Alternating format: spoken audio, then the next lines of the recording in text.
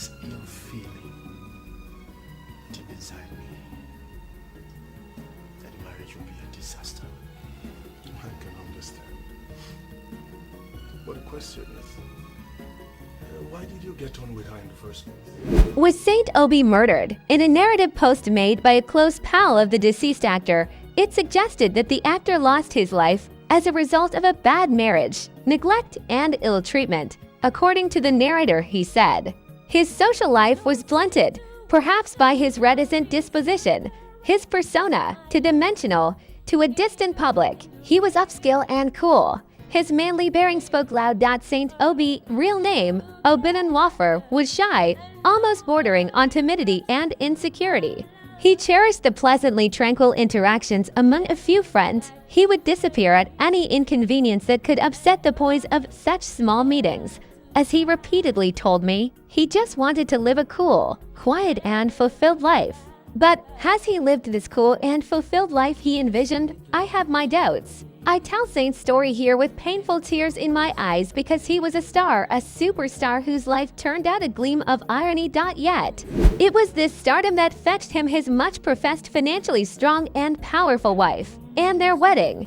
That solemn ritual of love would drastically alter the cause of his life and tragically yank him off the creative community that threw him up for the wife to capture and indeed conquer. Their marriage was at best a dramatization of love. It was quick. He barely told us that he found a wife. Then, the marriage happened. It was something of a mystique. Only those involved understood the histrionics that played out. None of us who were his closest pals, who walked with him through the crucible to the crest of his career in Nollywood, none of us was invited. The distance between us and the guy admirably called Saint of the Storm had begun. This gulf would widen with each year. And life actually seemed to have given him a fair shake of the dice. He dressed well, drove big cars, and even his skin, in literal lingo, spelt wellness. The saint would be blessed with 3 beautiful children. But not on one occasion were his friends in Nollywood invited for christening or birthday. We were told that his wife was of the topmost hierarchy in telecom giant MTN. But even if their celebrations were designed to be a rendezvous of the elites of the technocracies that his wife chiefly belonged, you expected that Saint would reach out to a few of his fellow creatives. For even if they would herald his small beginnings, there could be no tinge of shame to it because we all have our journeys and our stories. And even at that, the actor or cineast in Nollywood is by no means poor. But more tragic is the fact that his marriage did not only take away Obinna from his friends, it took him away from Nollywood. Saint stopped acting, absconded from his career, and perhaps his calling. It would seem prognostic now. Yes, because I recall leaving my house in Lagos mainland for his massive office in Lekki, Victoria Island, Lagos. It was about 6 years ago. There, I demanded to know why my friend abandoned our industry. He told me with his usual shy expressions that he wanted to focus on some other businesses and also to work behind the camera. Because his visage was unconvincing to me, I told him in stark terms that whatever his new vision and pursuits, he must not abandon the trade that made him who he was. It took another 3 years for Saint to return to his homies, but when he did, some of the deeply disappointed ones snickered behind him. This was because the simmering rumors of cracks in his marriage had hit home, and though secretive in his ways, he knew it was time to open up, and he did. I do not know why my wife's siblings see me as a gold digger. They confront me, harass, and fight me in my own matrimony. And my wife did nothing to stop them. I work hard, I earn my money. I have never depended on my wife. He lamented, eyes blurred with tears. You could tell he was in deep pain. By the next visit, the saint returned with a deep cut from a knife on his left eye. His wife's brothers, he said, scaled the wall fence of their house to attack him. They were captured by hidden closed-circuit television, CCTV. Installed for surveillance and security, he revealed he reported them at the police station and subsequently acquired a gun to defend himself.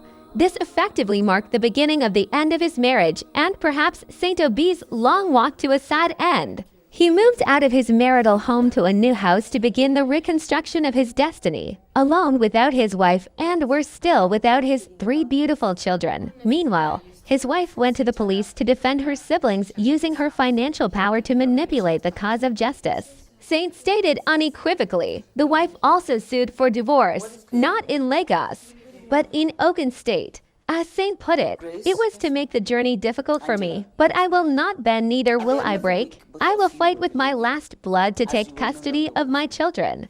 They love me and they know it will be hard for me to live without them. The divorce is not an issue. My marriage has long been over, he said with a mix of courage and a quaky heart that betrayed his distress. About mid last year, however, Obinna took ill, but he told no one. He simply became scarce. He was in and out of hospital. We would later learn he sold 2 of his 3 big SUVs to take proper care of his health and to acquire 6 Camry cars he'd use for Uber. But his vanishing health continued unabated. He seemed to have a premonition of his own passing as he wept repeatedly about not seeing his children. He was emaciated. Life took a grim picture. When I saw him by chance in January 2023, the dude called Saint looked 15 years older than his age. His macho cut had shrunk. His fat wallet was gone. What was left was only his fat will. His eyes seemed lost in their socket. This would be the last time I would see him. Saint snuck out of Lagos to hang in with his sister in Jos. He told no one, but a month ago. In April precisely, the once delightful actor who brought joy to many homes broke his icy silence. He called our mutual friend in the US to give him a devastating message. He was on a deathbed, he said, and wanted our friend to pray for him. It's not looking good. Pray for me. He appealed passionately. His next call came on May 1st, 2023. This time to his mentor, the man who made him a star with his productions, Ziba Jiro. And he told him with a wavering voice that he had had 3 surgeries, but was still in hospital in Jos. He averred again that his situation was not looking good, that he is also in a deep pain, distress that he could not see his children. But still he begged him not to tell anyone about his ailment. Such was the life of this creative hermit, a lonely trooper. I was the first to hear the news of his death late on Sunday, May 7th. Having confirmed it, I called Ziba Jiro. I have a very bad news, my brother, Zeb, I began. What is it? What is it? He asked anxiously. A big star has fallen in Nollywood. Zeb broke down in tears. I hadn't said who it was, but sobbing helplessly now, he said, "Don't tell me it is Saint Obi." Sadly, he was right. May his soul find peace. Thanks for watching. Do well to like, comment, and subscribe to keep enjoying interesting content.